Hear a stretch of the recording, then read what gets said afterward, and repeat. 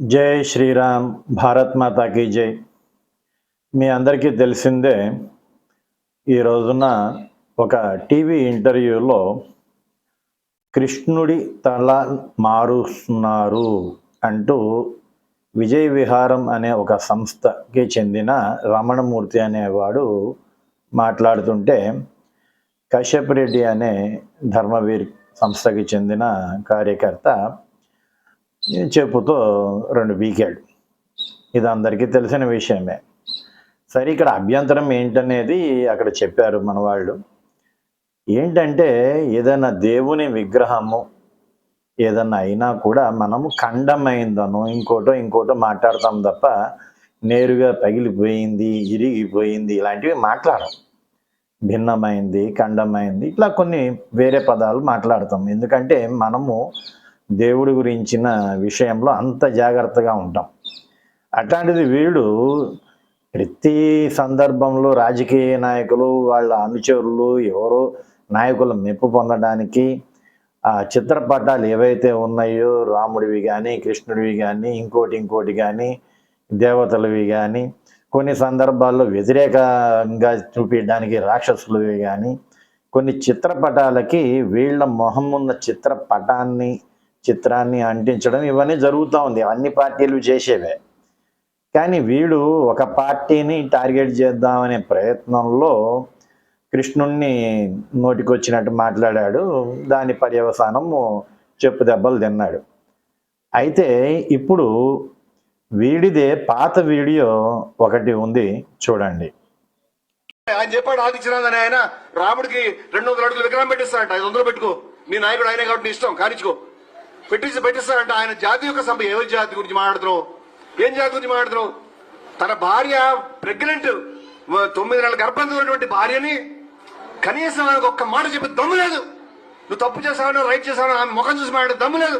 ఆమెకు తెలియకుండా ఆమె తన తమ్ముడిని, ఆమె యొక్క మరిదిని తీసుకెళ్లి అడవిలో వదిలిపెట్టి వచ్చాయని చెప్పగలిగినటువంటి మనిషి నీకు దేవుడు అవుతాడు. మహిళలకు ఎలా అవుతాడు అడుగుతాడు నేను. ఎలా అవుతాడు మహిళలకి?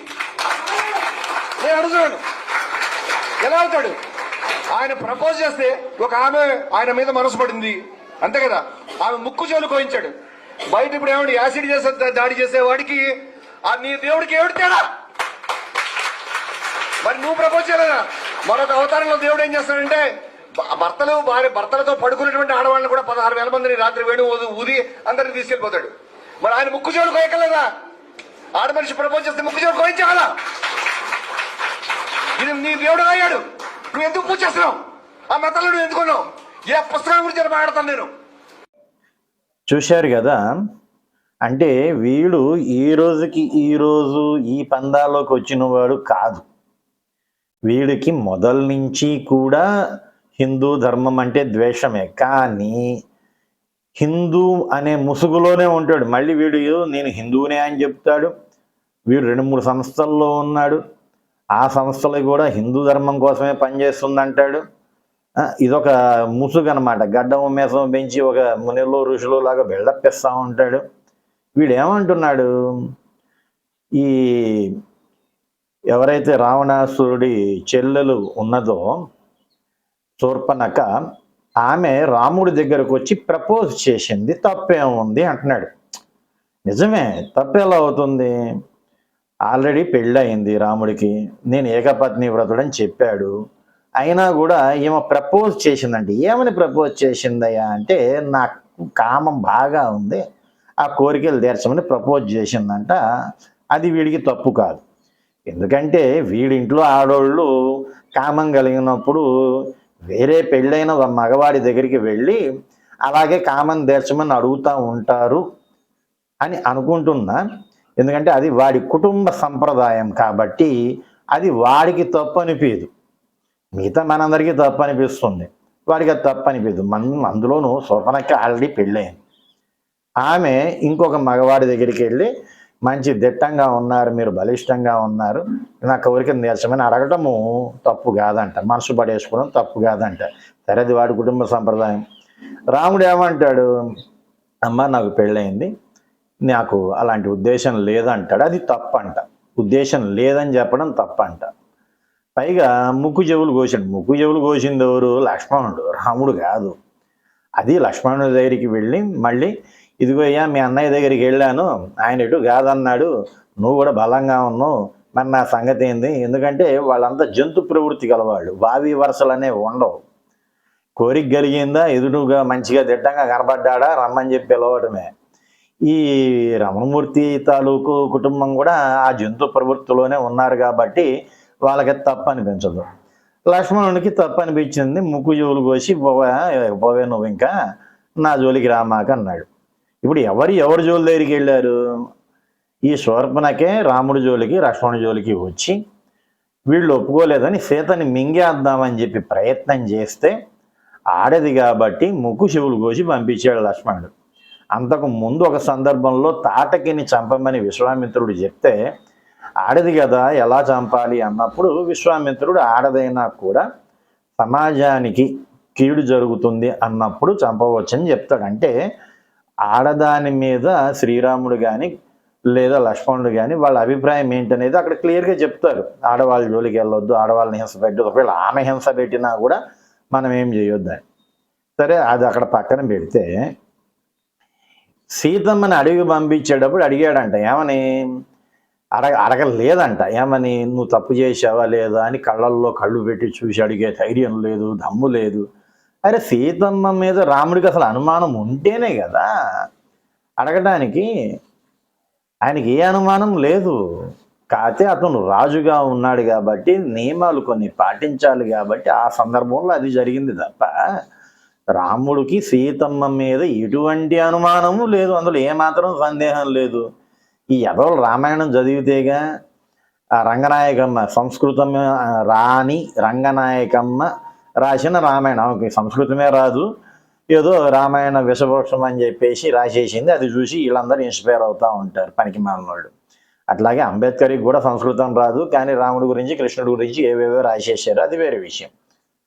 అయితే వీళ్ళకి తెలియదు, కానీ వీళ్ళు ఆల్రెడీ ఒక విధానం అనుకొని దాన్ని ప్రచారం చేస్తూ ఉంటారు. సరే, ఇక కృష్ణుడి దగ్గరికి వద్దాం. రాసలీలలు పేరుతో గోపికల్ని మొగుడు దగ్గర పడుకున్న వాళ్ళని కూడా తీసుకెళ్తున్నాడు అంటాడు.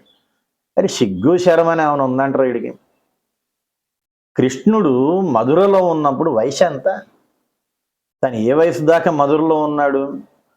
9 ఏళ్ళు 10 ఏళ్ల వరకే మధురలో ఉంది. ఆ తర్వాత ఎక్కడికి? బృందావనంలో ఉంది. ఎప్పుడు కృష్ణుడు బృందావనంలో ఏ వయసు దాకా ఉన్నాడు? 9-10 ఏళ్ల వయసు దాకే ఉన్నాడు. ఆ తర్వాత ఎక్కడికి పోయాడు?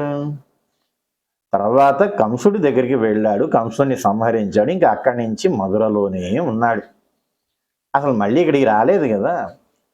పైగా పల్లెటూరులో ఇప్పటికీ గమనించండి, చిన్నపిల్లలు అంటే పాలు తాగే పిల్లలు అంటే ఏ వయసు వరకు వాళ్ళు పాలు తాగుతారు? 6 ఏళ్ళు 7 ఏళ్ళు వచ్చే వరకు ఆ రోజుల్లో పిల్లలకి పాలు ఇచ్చేవాళ్ళు. ఈరోజు అసలు పుట్టిన పిల్లలకి ఇవ్వట్లేదు, 2-3 ఏళ్ళకి ఆపేసే తల్లులు ఉన్నారు, రకరకాల విధానాలు. ఆ రోజుల్లో 6 ఏళ్ళు 7 ఏళ్ళు వచ్చే వరకు కూడా పిల్లలు పాలు తాగేవాళ్ళు, తల్లి దగ్గర తన దగ్గర పాలు తాగేవాళ్ళు.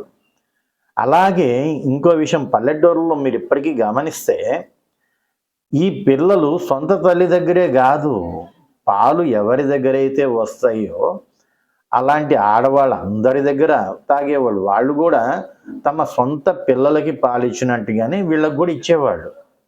అంటే ఇక్కడ 7 ఏళ్ళు 6 ఏళ్ళు పిల్లాడికి గోపికకి ఏం సంబంధం అంటగట్టాడు? ఇప్పుడు ఆడవాళ్ళు ఎక్కువగా చిన్న పిల్లల్ని ఇష్టపడతారు, ఎత్తుకుంటారు, ముద్దు చేస్తారు. అంటే అక్కడ వాళ్ళు ఆ పిల్లవాడిలో కామాన్ని చూస్తున్నారా? ఏం ఆలోచిస్తున్నాడు ఈ రమణమూర్తి గాడు, విజయవిహారం రమణమూర్తి గాడు? అంటే ఇది వీడికి తప్పు అనిపిస్తుంది. ఎందుకంటే వాళ్ళ ఇంట్లో ఆడవాళ్ళు 6 ఏళ్ల పిల్లల్ని మగపిల్లల్ని 7 ఏళ్ల మగపిల్లల్ని ఆ దృష్టితో చూస్తారు కాబోలు. లేదా 6 ఏళ్ళు 7 ఏళ్ల మగపిల్లల్ని లేపుకెళ్ళారేమో, అందుకనే వాడు ఈ విధంగా చూస్తున్నాడు. వాడి సొంత ఎక్స్పీరియన్స్ అది. రామాయణంలోనూ భారతంలోనూ ఇంకో చోట లేదు. ఇది వాడి సొంత ఎక్స్పీరియన్స్ చెప్తున్నాడు. ఎట్లా నాకు చెప్పాడు కదా, యాసిడ్ దాడి ఏంటి?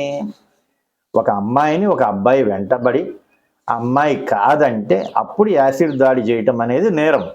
ఇక్కడ అమ్మాయే అబ్బాయి వెంట పడింది, అబ్బాయి వద్దని చెప్తే వింటలేదు.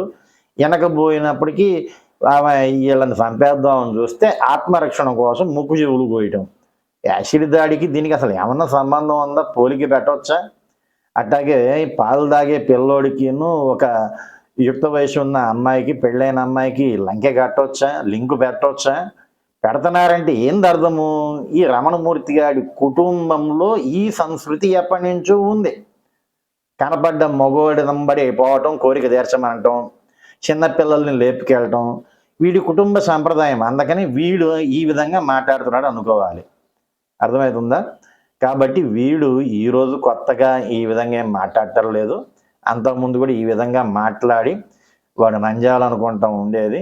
వాళ్ళ ఇంటికి వెళ్ళి మరి కొంతమంది కార్యకర్తలు మామూలుగా తన్నొచ్చారు, వాయించి వచ్చారు. అయినా వీడికి బుద్ధి, జ్ఞానం, సిగ్గు, లజ్జ అనేది ఏం లేదు.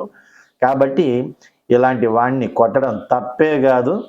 అయితే ఒక కేసు అవుతుంది, 2 కేసులు అవుతాయి.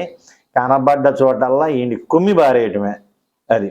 జై శ్రీరామ్, భారత్ మాతాకి జై.